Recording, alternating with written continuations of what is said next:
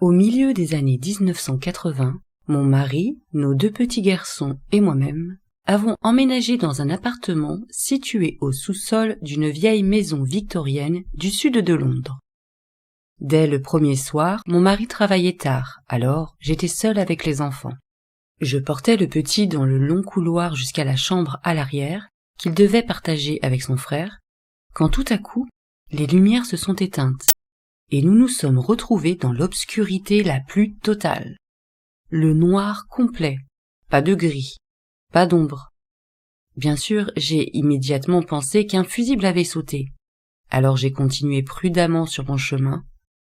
Soudain, quelque chose a commencé à battre autour de mon visage et de ma tête, comme un oiseau qui me frappe avec ses ailes.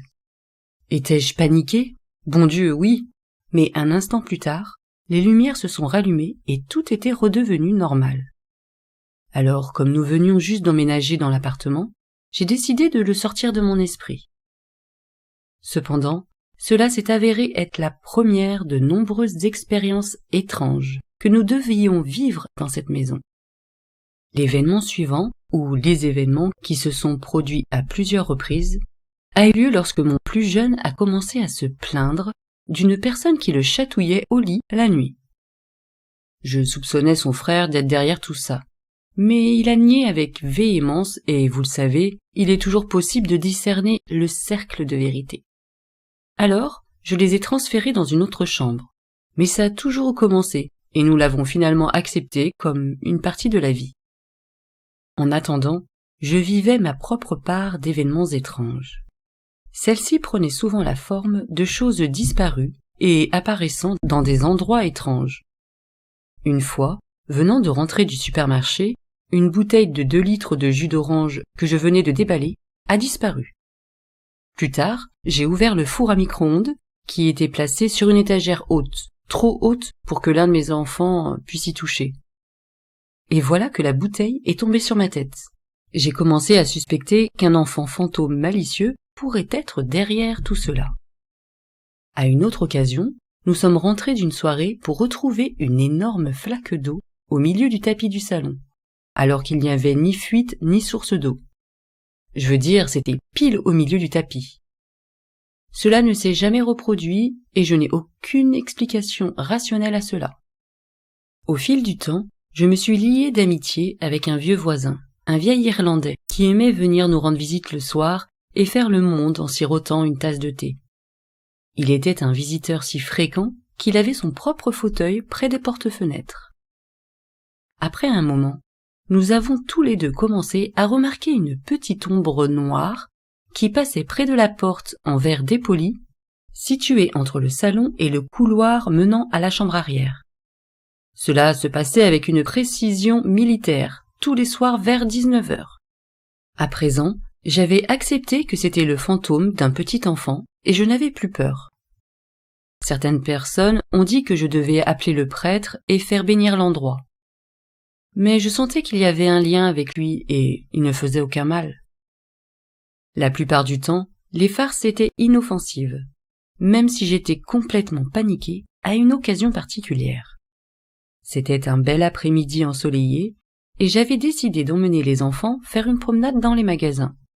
Je mis le petit dans une écharpe sur mon dos et pris l'autre par la main. Nous n'étions plus qu'à quelques mètres de la maison lorsque je sentis distinctement une petite main glisser dans ma main libre. Lui, le petit enfant fantôme, avait décidé de venir avec nous. Cette sensation de pression n'a duré que quelques instants, mais je n'ai aucun doute sur ce que j'ai ressenti.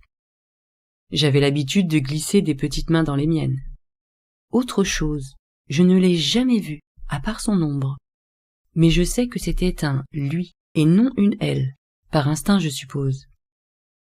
En tout cas, le temps passait et mon voisin et moi nous sommes vus tous les soirs. Je suppose qu'il était comme une figure de grand-père et que je lui ai développé un grand amour et une grande affection. Alors un soir, quand il n'est pas venu comme d'habitude, j'étais un peu perplexe. Le lendemain matin, j'ai décidé de faire appel à lui simplement pour m'assurer que tout allait bien. Je savais que son habitude était de sortir chercher le journal tous les matins, mais il pleuvait, Et avec la pluie, je savais qu'il ne sortirait pas tant que celle-ci ne s'arrêterait pas. J'ai sonné à la porte. Rien. J'ai frappé plusieurs fois. Rien. Je me suis retrouvé pris d'un malaise croissant. J'avais une clé de rechange chez moi, comme il avait la mienne, alors j'ai décidé d'ouvrir sa porte. C'est là que j'ai découvert que la chaîne de sécurité était toujours en travers. Quelque chose n'allait vraiment pas. J'ai téléphoné à la police et ils sont arrivés en quelques minutes. Ils ont frappé à la porte et nous l'avons trouvé affalé dans son fauteuil. Un bol de porridge renversé à côté de lui. Il était dans le coma, dont malheureusement il n'est jamais ressorti. Une seule fois, il a ouvert les yeux, lorsque j'ai emmené mes fils lui rendre visite à l'hôpital pour l'embrasser et lui dire au revoir. Il les aimait beaucoup, et il est mort quelques minutes après notre départ. Plus tard dans la soirée, alors que j'étais assise dans le salon, perdue, je le pleurais et mes yeux ont été attirés par le fauteuil et ensuite au-delà des rideaux aux porte-fenêtres, alors que je regardais l'un des liens du rideau se décrocher lentement et commencer à se balancer d'avant en arrière, de façon très délibérée. Je savais alors que c'était lui et qu'il m'envoyait un message pour dire qu'il allait bien et ne pas être triste. Le lendemain matin, mon plus jeune fils, celui qui me semble le plus sensible à ces choses-là, a demandé à savoir ce que David faisait dans sa chambre. Il se tenait près du lit et me regardait. Il n'a pas bien compris le concept de la mort à ce stade. Après la mort de David, toutes les activités paranormales dans la maison ont cessé, et je suis fermement convaincue qu'il est venu chercher le petit fantôme et l'a guidé en toute sécurité vers l'autre côté.